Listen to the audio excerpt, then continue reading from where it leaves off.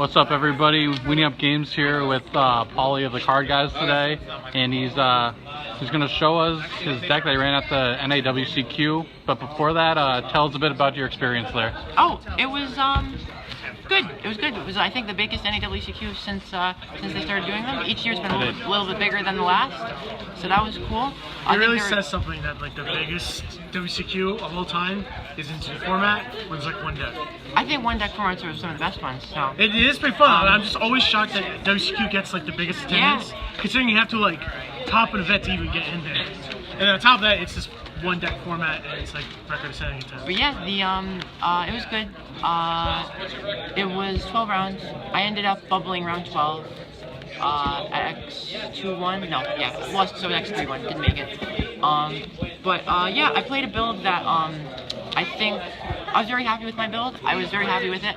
I think that the deck that won the heavy Draco Zoo is now, you know, the deck everyone's playing. Yeah. I think that was probably the correct call for the event. If you saw the ARG, it's just everybody running that deck. Yeah, it was 50% Draco Zoo, 50% Pure Zoo at this week's ARG NAWCQ 8-8. I think, but yeah, going into the event though, most people weren't aware of that deck. I had actually tested that deck earlier in the month, and I thought it was too inconsistent. I kept working with Draco cards, was that using Ignis? Probably the people who, yeah, that was with Ignis. So I think the people who played it, I'm sure, optimized the builds and did it right. But I played Pure, and I was happy with the Pure build I played. I'll get into it. Okay. 2 Rat, 3 Whiptail. So this was one of the things I did that I was very happy with that most people did not do. I played an extremely low zoo count, 2 Beer Blade, 1 Ram.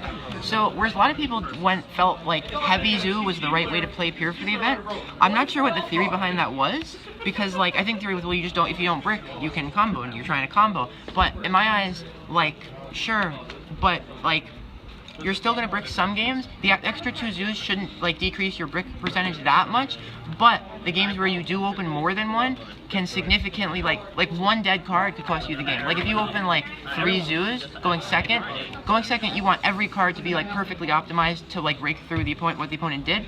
And I think opening an extra zoo is like really detrimental in that situation.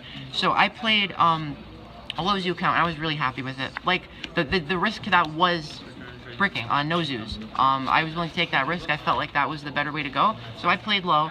I bricked a few times, but I was happy with the way the hands. I was happy with how most of the hands.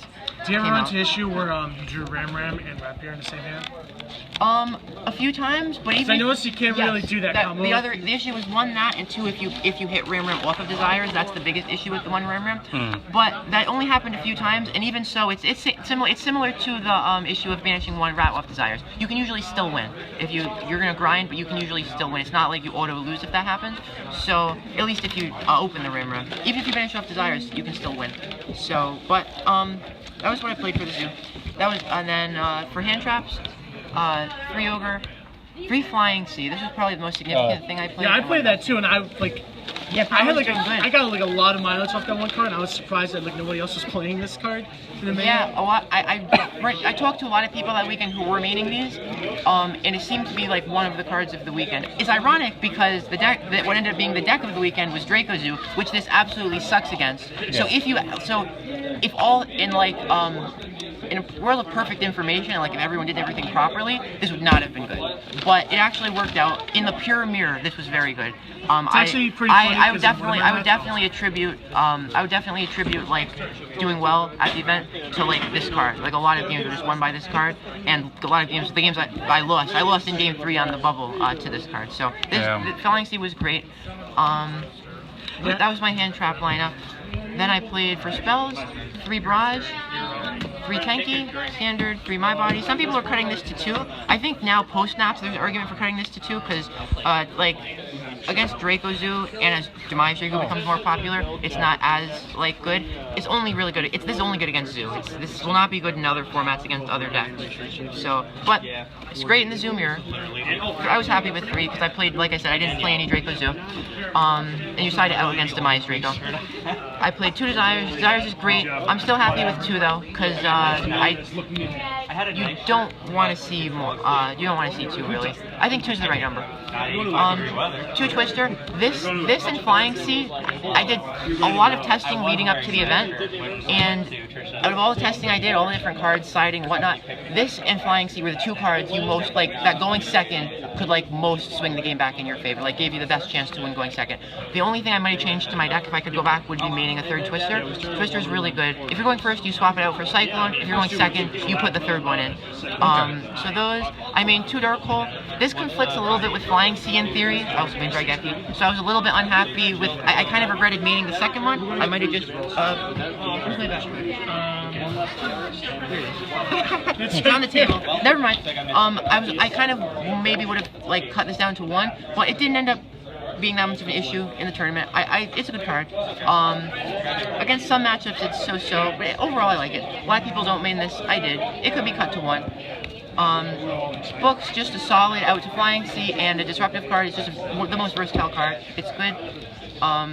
Soul Charge, the best card. Yeah, that card wins games. And then, so on Friday afternoon, I sat at the venue for an hour and a half, staring at my deck spread out on the table, trying to decide on my 40th card, and I couldn't decide. It was like either one of these, like 1 Econ, what were the other options? I can't even remember what some of the other things I was considering was, but I couldn't decide for the life of me what to play. So finally at 6:55, when pre-reg was closing in 5 minutes, I just threw one of these into the main. So, a 3rd Twister was another consideration, or a 2nd Ram Ram. I ended up deciding on this just as like the least bad option. There were things about each option I didn't like. I ended up playing this. It's okay. I actually want this card going 2nd and not going 1st. So the 2nd one's in my side deck. They both would have been in my side deck if I did not main it. Because going 1st, it's only like live if they ogre you. Otherwise, it's not live until at least turn 2. And like, I want my cards to be like live as soon as possible. Again, it's like about optimizing hands. Like, I don't want to see this if it's not going to be live that turn. So, but going 2nd, the extra starter is really important. Like, one thing I found going 2nd, like siding, people side a lot of like Dryden hate, like go 2nd cards. And what ends up happening is you have so many go 2nd cards, they all conflict because your opponent's only going to have 1 Dryden. So if you open like Kaiju My Body or like Raigeki, My Body, like it can conflict. Wait, you throw Kaijus in against Fear Zoo? I ended up definitely ruling that out in testing. But there are other cards like Field Wipes and My Body. There are cards that can conflict going 2nd, and an issue that ends up coming up is you have too many cards to counter their cards, and you don't actually have enough cards to play yourself. So you have like your 1 normal summon. And if they stop that, you can have like a bunch of like counter cards, but like going back into their turn, if you couldn't play, they're still gonna win. So I actually started siding into these going 2nd for extra starter count, and I like that. So, and I ended up just throwing 1 in the main. It was okay. Again, going 2nd, I like them. Going 1st, not so much. For traps, 3D barrier, this was definitely correct for the event. Everyone, I think, either main 3 or should have main 3. One of the best cards in the Pure Mirror, the way the decks were built. It was very strong in the Pure Mirror. It's just barrier. That's those. 2 Solemns, just for total trap count, I wanted about this many. A lot of people actually made 3 of these in addition to 3 of these. A lot of people who did well did that. Again, I feel like that was kind of like the high zoo count thing. People just were like, oh, these are good, let's throw them in. I feel like that's the best trap card in the game right now. I feel like in terms of ratios, I wanted 5, not 6. These are good. This was just, I think, better to main 3 of just because Pure Zoo was so popular going into the event. Yeah. But to preempt the Draco Zoodiac, if people predicted that, this might have been a strong card to main instead. I sided the other 2 strikes, but I made 5 traps. And then your last card's combo? Just combo. Yeah. I wasn't playing this testing leading up to the event for like a month, and I never missed it. Like, there weren't that many games like you'd lose just because you were missing it, but the extra draw was very helpful because there's hands where like you can access Ram and still dump this off Rat, then it's basically just a +1. So this is good. I sided out going 2nd though. Because again, like going 2nd, I want every card to be like perfectly lined up for their board, and like I want to increase my chances of that happening. So unless I can discard it with Thoroughblade, which isn't guaranteed to happen, I don't want to see it. So I take it out going 2nd.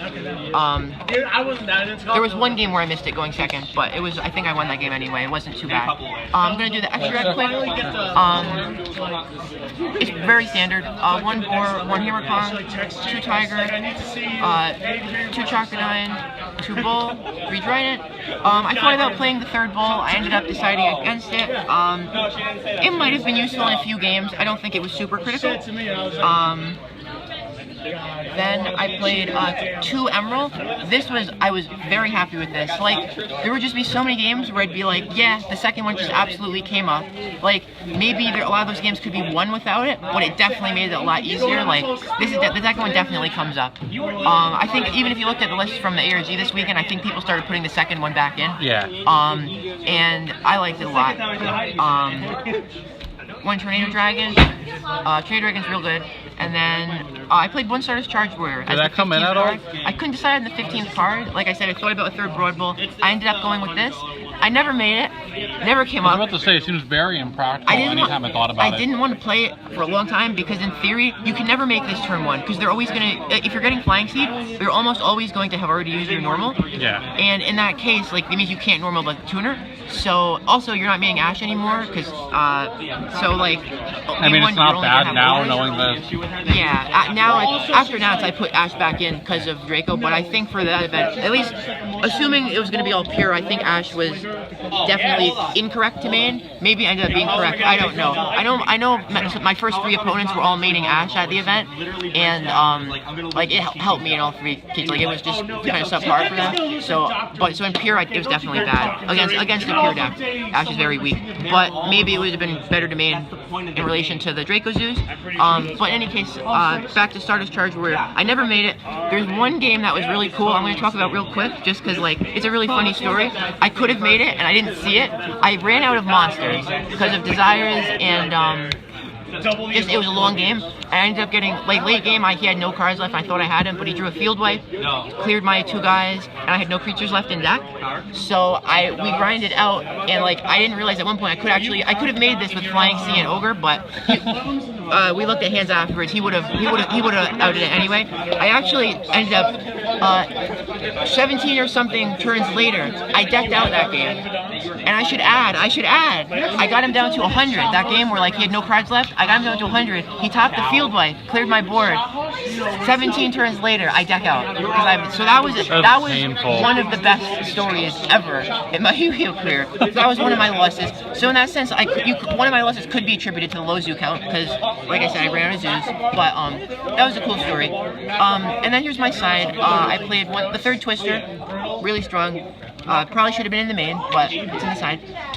2 Cyclone, I like these in addition to these. If I'm going first against Pure, I want to swap the Twisters in the main out for the Cyclones, because this is like, going second, they're going to have less traps in, so you don't want to see Twister, you're going to probably take a minus on it. So, and against Demise Draco, like having 5 total pieces of spell and trap removal just gives you more to just be able to play through them with. Game 1, like the build, if you look at it, was really, really weak to Demise Draco, and I lost both game 1s against that deck that I played. But games 2 and 3, like I swapped out like 13 cards, and like it's just like, yeah. And then I won 2 and 3 in both those matches. 3 Kaijus, always one different name in case you see 2 together. 3 Ash comes in against Demise Draco or against Draco Zoo. Also, like a lot of rogue decks are like Magician, Pendulum, ABC, like just a lot of stuff. And then the 2 strikes. The other 2 strikes for one going first. I looked at a lot of like traps I could side going first. Like Fragrance, Magical Deflector was a popular one. Imperial Order. I ended up I like to just deck build really safe, and I ended up finding like issues with each of those cards. Like Order, I kept seeing people just burn out to Order, and even myself. Like half the time it seems to just blow out the opponent, and half the time you seem to die, like just end up eventually dying off of it. If you don't see a turn 1, it's just dead. Fragrance and Testing only helped whichever player opened Flying Sea, so it really was very volatile. And Deflector, I didn't have time to test, so I didn't want to risk playing it. So I just went with Strike, which is just a solid, standard, good, like guaranteed 1-for-1 trap. The one problem with this was, if you look at between my maiden side, like post-sided going first, there's 3 strikes, a warning, 2 Cyclone, 3 My Body, and a Soul Charge in my deck, which is a lot of life payment cards. That's a problem. It's always you going to this event. That's what I ended up going with. There were a few games in time where it was really close. It was like I almost like lost to life point payments, but I ended up liking it overall in the end. So I was happy with that. And then for going second, this is what I decided going second in the Pure Mirror. These 4 and the Twister. Just nothing super blowout-y, just standard like stuff for going second. Econ's good, it's a good flying C out. Some games I put it in going first as well, just as a flying C out. They flying C you next turn, you can sack it, take a guy, it's kind of like a barrier, take their guy, and then you outed the flying C. And TT is just a good card, going second, not going first, because going first, ideally you want to protect your board. So unless you get field wiped, this could be a dead card. In the first Zoo format, before we were playing Fusion Sub, like I was maining this at that point in time, and there were just so many games where it would just like sit on my board all game and just never really get much use. So I decided for going second, and then like I explained earlier why I shuffled our board, was decided for going second. So yeah, that was my deck. Alright, so any final words on the event, the upcoming ARG? I don't know, there's a lot of stuff coming up. Links next week. There's a lot of stuff coming up. Yeah, a lot of stuff to test for, because ARG Providence comes up in a few weeks. I'm excited for that event. Wait, that's the first event with Links. It's the first event under Link rules with the starter deck out, but without Code of the Duelist out. So that's going to be an interesting event. Gofu's at 3. ARG Philly, the Invitational, is in mid-August. I think the set is out by then, Code of the Duelist. Prepare for Trickstar. And then YCS Toronto is also after the set comes out, and possibly after a Vandalist. So a couple cool events coming up. NAWCQ was cool. Really wish I could have talked. I really went deep into this format, felt confident with it, liked my deck. It was a big event. Would have been nice to top, but I'm happy with the performance of the deck, and excited going into the upcoming events.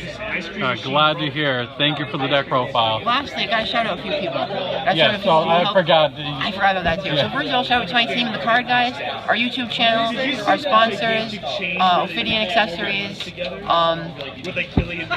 Maximum Guard, ARG also is partnered with us right now, so we got some great sponsors. And so I want to shout out a couple friends of mine who helped me test a lot for the event. Herman Hansen, he's the 2017 Swedish national champion. Like he plays a lot of Dueling Book, and I played a lot of Dueling Book leading up to that, and we talked a little bit, and he gave me some good, helpful advice going into the event. Shout out to Ediception, we talked about some decks leading up to the event. He ended up topping, he played a really cool deck, a Demise Zoo Draco deck. That was a really cool deck. A couple people topped with that. That was a really, I don't know if too many people, like, I feel like people haven't really heard about that, but that was a big, like, I think thing at the event. That was pretty unexpected. Shout out to Vinny. We tested a lot. Shout out to all my teammates who I tested with. I'm definitely forgetting a lot of people. Shout out to Jamie. Shout out to Joe. I'm definitely forgetting some people. Shout out to all my friends from Gambit, F&D, my 2 locals. Shout out to my dad and my granddad. How about that cat you found? Not your parents. You shout out to your dad too. But shout out to my dad and my granddad. He let us stay at his house at for the event, and my dad came with me to the event, and we had a good time. Shout out the cat you found. No, I'm not shouting out. Yes, there's a cat in the store right now. We found. Yeah, oh, that's good. There's a bird too, but yeah. All right. Well, thank you very much for the deck profile. See ya.